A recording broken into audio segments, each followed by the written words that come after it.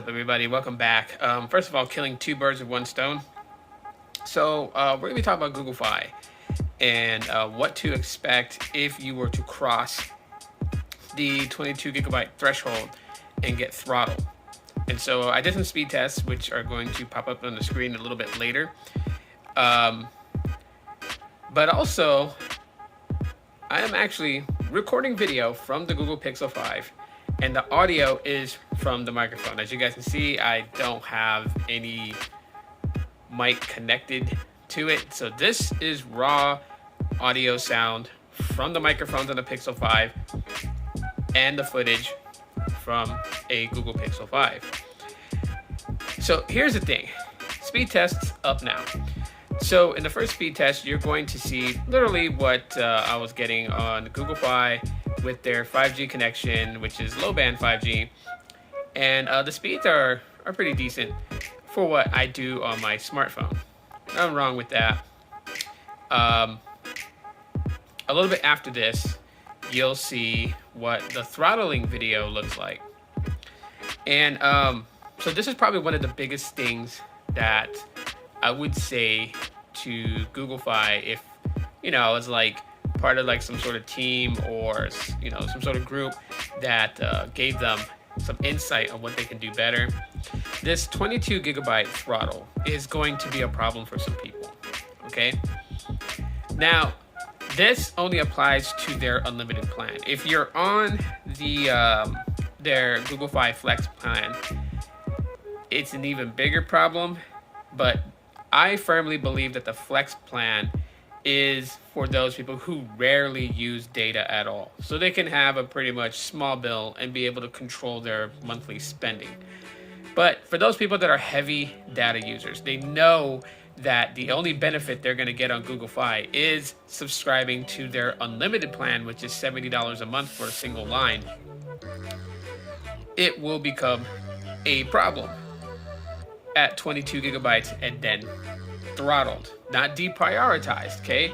Let's get the difference between them. Deprio is, if you go over the threshold cap, say the threshold cap is 50 gigabytes like on T-Mobile, and then you're deprioed. What that means is that in times that there is severe congestion on T-Mobile, you will be slowed down until that congestion alleviates, and then your speeds will return. And that would have been a much more better move on Google Fi, because if you live in an area where there's not a lot of people congesting the T-Mobile network, but then you don't really have to worry about you being slowed down.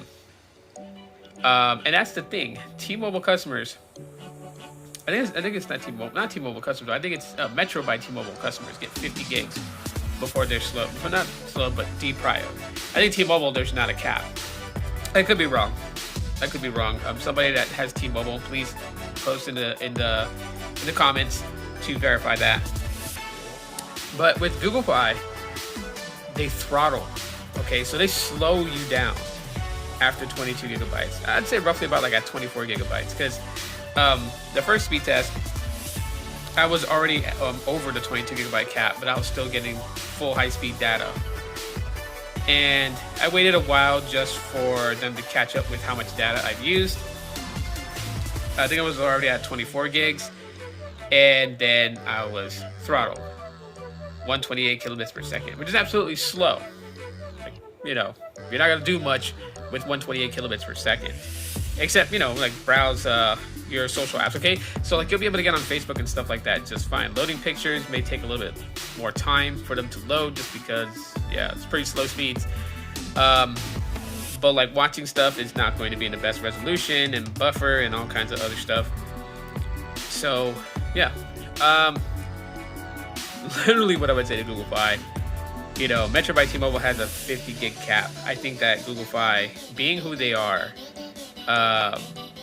should renegotiate a deal with T-Mobile and raise that cap to at least 50 gigs, match out Metro by T-Mobile. And, because there are people that just use a lot of data, especially when they're away from home. Google Fi, has a really good plan. And the perks that you get for the plan are really, really good. International calling when you are at home, and it's at no cost. To certain countries, it's at no cost at all. So for me, I can call my mom in Thailand. don't have to worry about paying additional on a minute rate. It's like I'm calling here domestically in the United States. So that's one of the biggest benefits and why I hold on to Google Fi. Yeah, it's just that data cap. You know what I mean? Unless you have home Wi-Fi, then you'll be okay. Because, like, you know, currently where I'm at, like, home Wi-Fi is really bad. So I have to rely on the raw data that I get from Google Fi. And I'm like at 3 days left until my data resets. But I was only able to achieve that because there was a moment in time where I didn't even use my Google Fi line for like 5 days. So literally, 22 gigs, I can make that stretch about 3 weeks, and then there'll be like 1 whole week of being on Throttle data, which is bad. Okay, I know some people will be like, well, that's what you get for being with Google Fi, but I have my reasons why I am on Google Fi.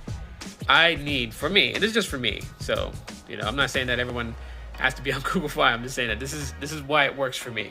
You know, I have to stay in touch with my mom. I have to be able to call my mom and see if she's okay. You know what I mean? She lives halfway around the world. She lives in Thailand. There's no way that I could just like get up and walk over there or drive a car to go over there. You know, so my only way of talking to my mom is via phone calls. So, and out of all the different plans that's out there, you know, Boost Mobile and Metro and Cricket and all that, Google Fi is the only one that allows me to call my mom unlimitedly without a per minute rate charge. So that's the reason why I stick with them. So hopefully Google Fi somehow gets a hold of this video, and I don't know, maybe they'll make some changes that's a lot better. The 50 gig cap is much more nicer than 22. That's all I'm gonna say. Let me know what you guys' thoughts are about this. Also, let me know if you're a Google Fi customer, how has the experience been for you? You guys can put that in the comment section of the video. There's a link if you're thinking about joining Fi for, you know, its other good benefits. Then there is a link, a code that you guys can get $20 off your first bill just by plugging in that code when signing up. That'll get you $20 off your first bill. It's in the description. Check it out. Yeah, that's pretty much it for right now. Thanks for peeping this video, and as always, aloha.